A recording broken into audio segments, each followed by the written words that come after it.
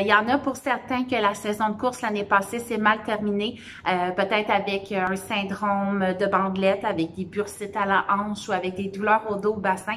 Ça va peut-être mieux pour toi parce que tu t'entraînes sur le tapis pendant l'hiver, mais il y a des chances que tes blessures reviennent en retournant dans nos belles montagnes sur l'asphalte. Donc, des fois, ça vaut la peine de faire de la prévention et aujourd'hui, je t'explique c'est quoi le core.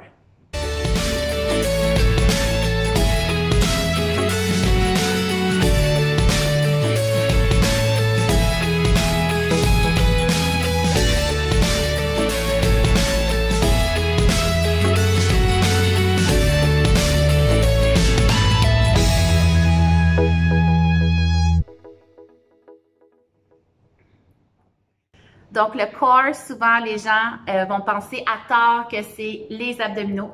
C'est bien plus complexe que ça, c'est beaucoup plus profond que ça. À vrai dire, il y a 5 structures qui vont composer ton core. La première, la plus importante, c'est ton diaphragme, qui est le muscle de ta respiration.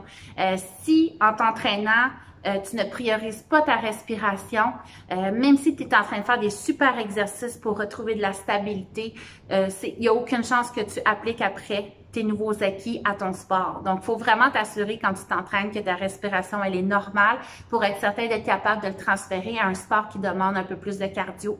Ensuite, on a le transverse de l'abdomen qui est le plus profond de nos muscles dans l'abdomen, qui fait vraiment un corsage jusqu'à la colonne lombaire.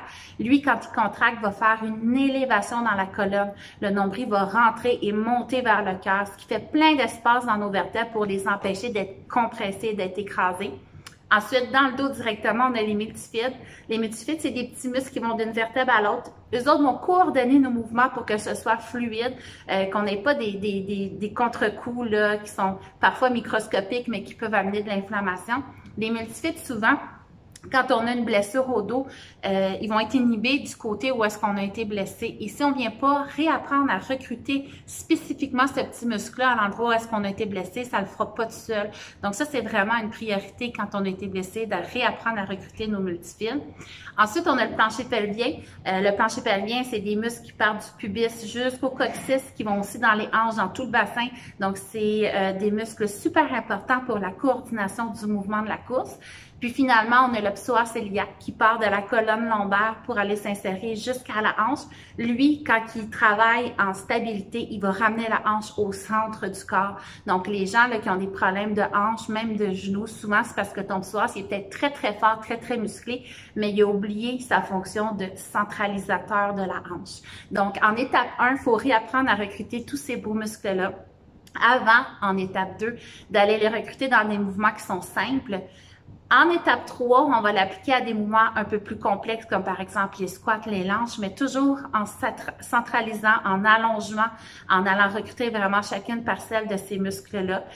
Après, on va l'appliquer là à notre quotidien.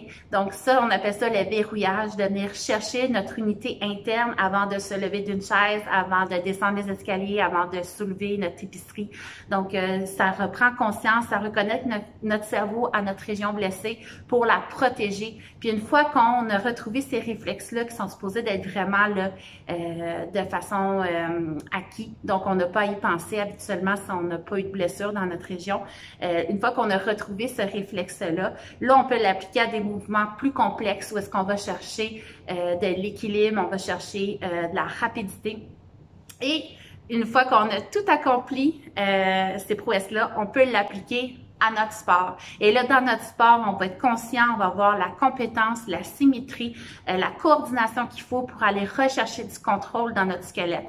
Donc là, on va gagner en force, on va gagner en endurance, on va gagner en puissance. Donc vraiment, au niveau de la course, ça a tout à voir, l'unité interne, pour avoir des meilleurs résultats à la ligne d'arrivée.